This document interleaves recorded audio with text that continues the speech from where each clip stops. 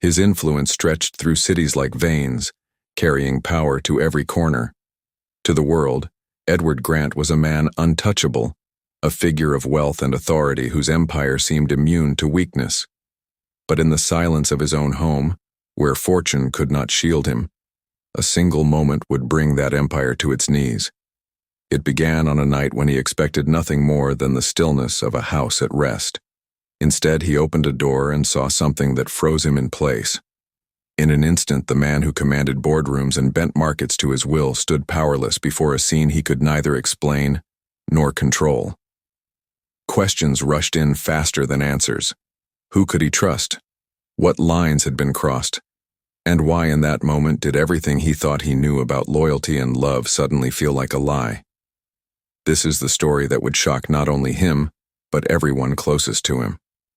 Before we dive deeper, let us know in the comments where you're watching from. We'd love to hear from you. And don't forget to hit that subscribe button so you never miss any of our upcoming videos.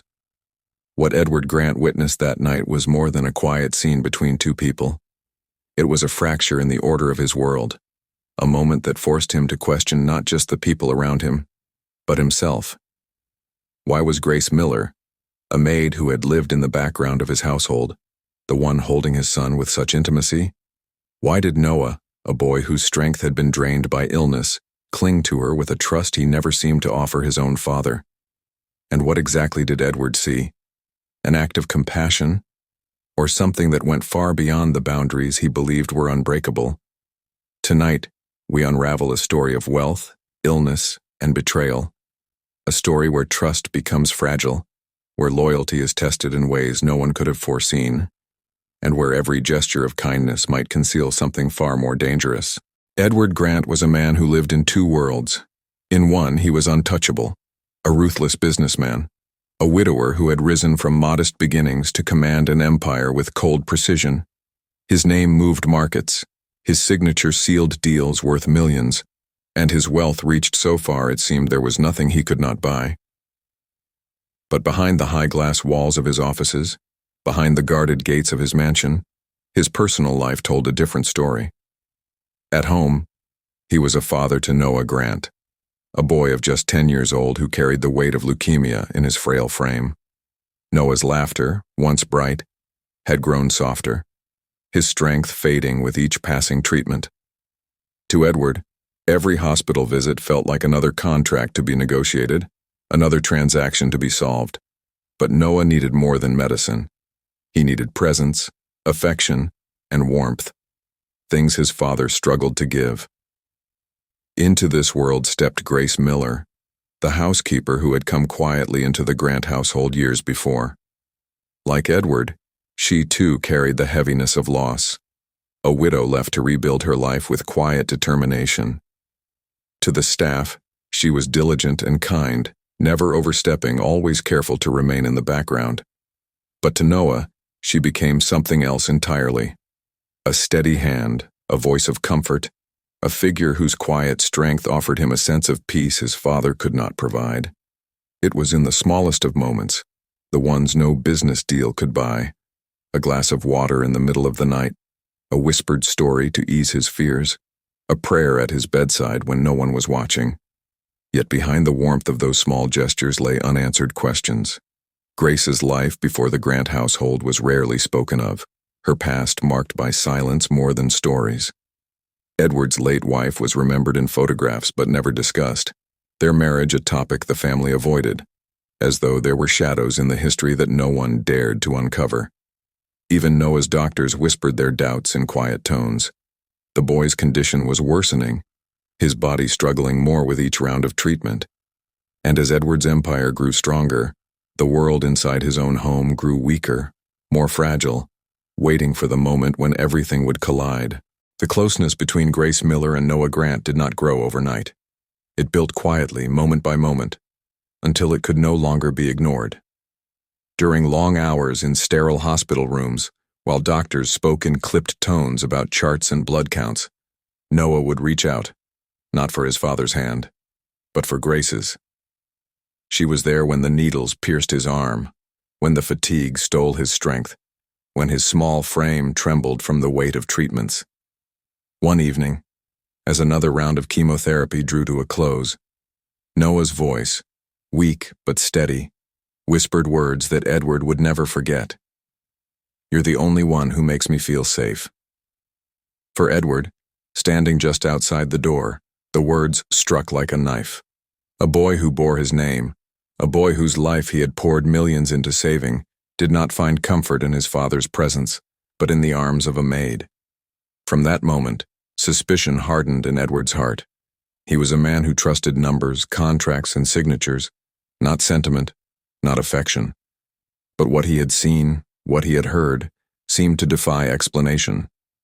Was Grace simply a woman with compassion, offering comfort where it was needed? Or was there something else at work? A calculated closeness, a bond that reached into places no servant was meant to go. Edward began to notice things he had once overlooked.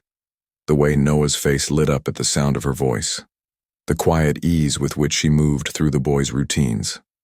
The silence that fell over the room when Edward entered, as though his presence broke something delicate between them. The staff began to whisper too. Servants who polished the marble halls and tended to the gardens traded hushed remarks when they thought no one was listening. "She's getting too close," one murmured. "It isn't right," another replied. Gossip wound its way through the mansion like smoke, feeding Edward's doubts, giving shape to the unease he already carried.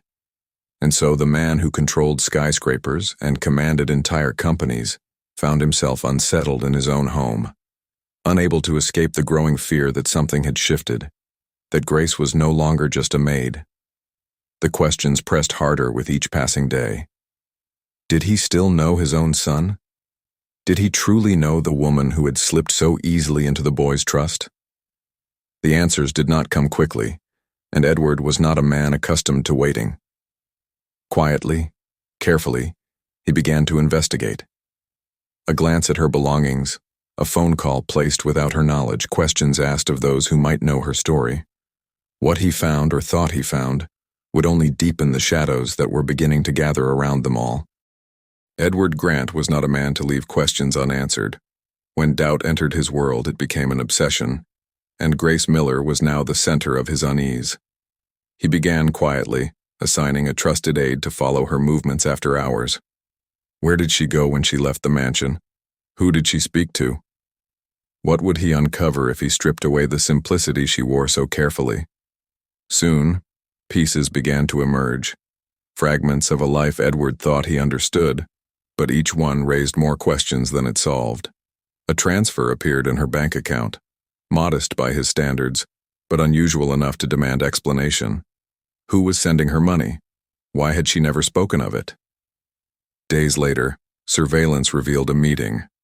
Grace, speaking with a man in a quiet cafe at dusk, her expression unreadable, his presence unfamiliar. Was this merely a friend or something else entirely? Whispers began to echo in Edward's mind. A connection perhaps to the shadows of his late wife's past? A thread he had never pulled now dangled in front of him, daring him to tug. Inside the Grant household, divisions began to surface. Some of the staff who had seen Grace's devotion to Noah defended her fiercely. "She has given that boy hope," one insisted. Others fed Edward's suspicions, warning that she had grown too comfortable, too entangled. Even the family lawyer was drawn into the storm, cautioning Edward that perception alone could unravel reputations. But Edward's resolve hardened. He would not allow deception under his roof, not while his son's life hung by a thread. Then came the leak. One morning, headlines rippled across glossy papers and glowing screens. Is the Grant Empire hiding a scandal? The questions were vague, but the insinuations were sharp. Wealth, illness, a maid too close to a child she did not bear. Edward's empire, once built on precision and power, now teetered under the weight of whispers and doubt. And the man who had never bowed to markets or rivals found himself cornered by suspicion he could not shake. The confrontation was inevitable. In the quiet of the mansion study, Edward faced Grace directly. His voice, sharp with controlled fury, demanded answers. She stood firm, her hands trembling but her words unwavering. I only cared for your son. Nothing more. But the truth as she told it was not enough to silence his rage. Years of grief, pride, and fear erupted in that moment. With a single command, he ended it. Grace Miller was dismissed, cast out of the Grant home. Hours later, as silence settled in the mansion, Noah's fragile body betrayed him. His collapse was sudden, violent, and heartbreaking. Panic swept through the halls, and the boy who had clung to life for so long now hung in the balance once more. For Edward, the question returned with brutal force. Had he protected his son, or had his actions torn away the very lifeline Noah needed most? The night Noah collapsed, the house descended into chaos. Emergency lights bathed the driveway in red as paramedics rushed the boy to the hospital. Edward Grant followed in silence, his face carved from stone, his mind tormented by questions he could no longer silence. Had he acted to protect his son, or had he stripped away the very anchor holding the child's fragile spirit together? Hours passed in the sterile corridors, time suspended between dread and regret. And then, the truth began to emerge. Doctors who had monitored Noah stepped forward with words Edward had never expected to hear. They explained that Noah's recovery had never been only medical. His progress, however fragile, had been bound to something deeper: emotional stability. In their records, patterns became clear.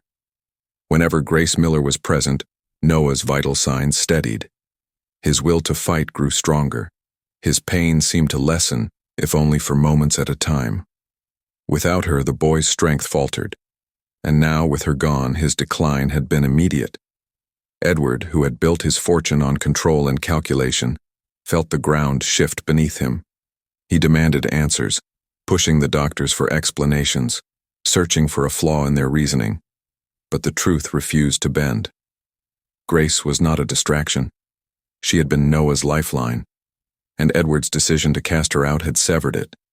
Then came the revelations that unraveled every suspicion Edward had clung to. The mysterious man Grace had met after work was not a lover, nor a conspirator. He was a physician, part of a cancer trial program beyond the reach of Edward's influence, a program that Grace had been fighting to secure for Noah. She had pleaded for an opportunity that might give the boy another chance, a treatment Edward himself had overlooked in his confidence that money could buy every solution.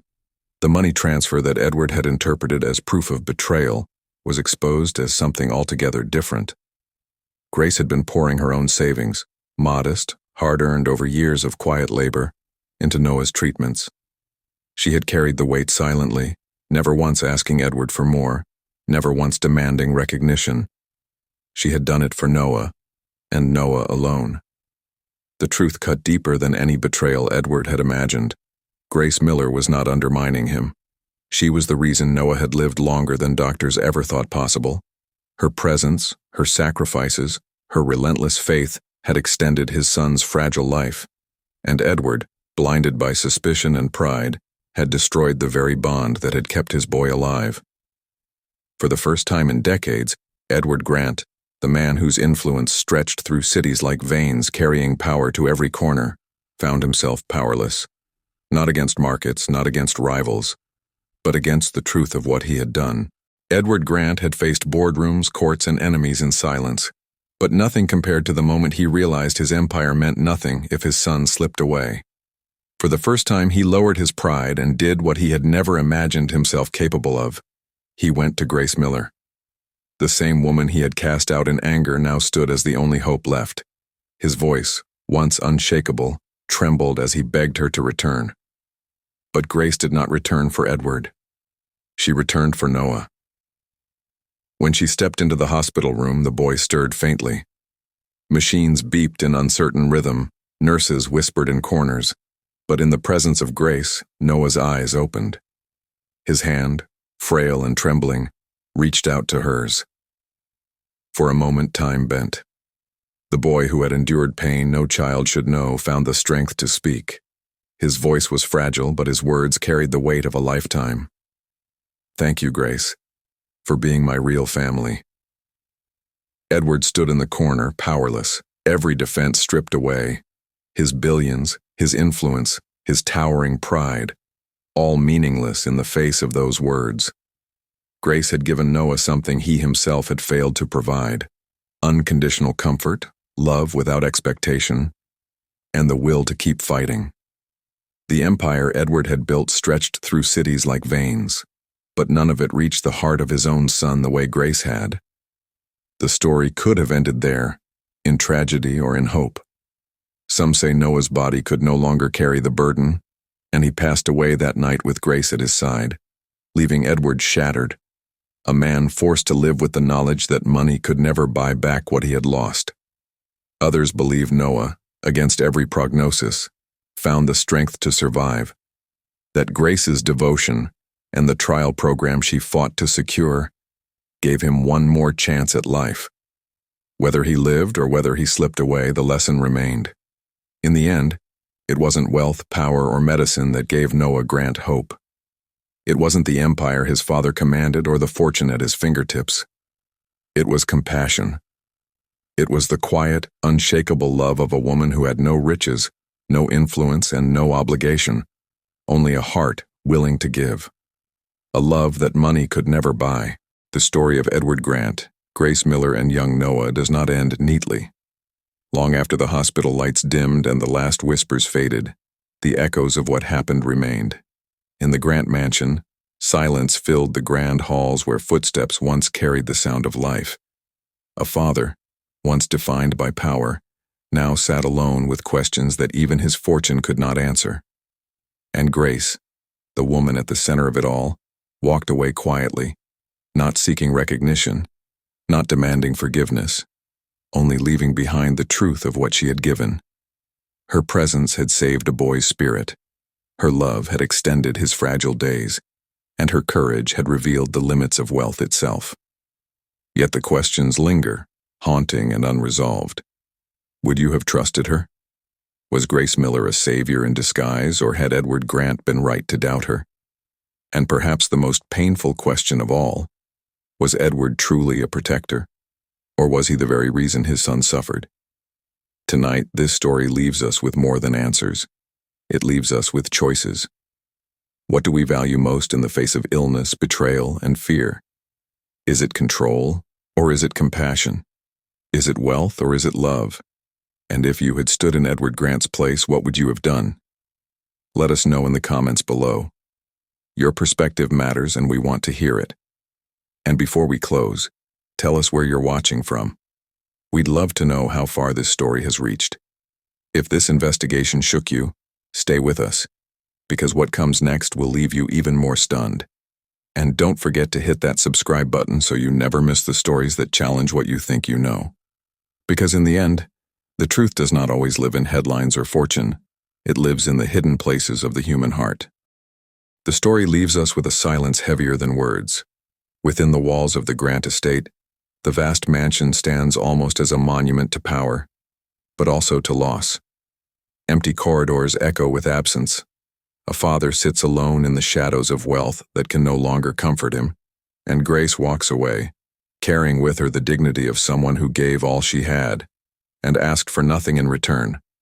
Their lives became entangled in ways no one could have foreseen, and yet, when the truth surfaced, it revealed something deeper than fortune, deeper than suspicion. It revealed that sometimes the greatest act of love comes not from those bound by blood, but from those who simply choose to care. Still, questions remain, and they are questions only you, the audience, can answer. Would you have trusted Grace? Was Edward truly a protector, or did his pride and suspicion become the reason Noah suffered? What would you have done in Edward's place? Let us know in the comments below. We read every response, and don't forget to hit that subscribe button so you never miss the stories that challenge everything you thought you knew.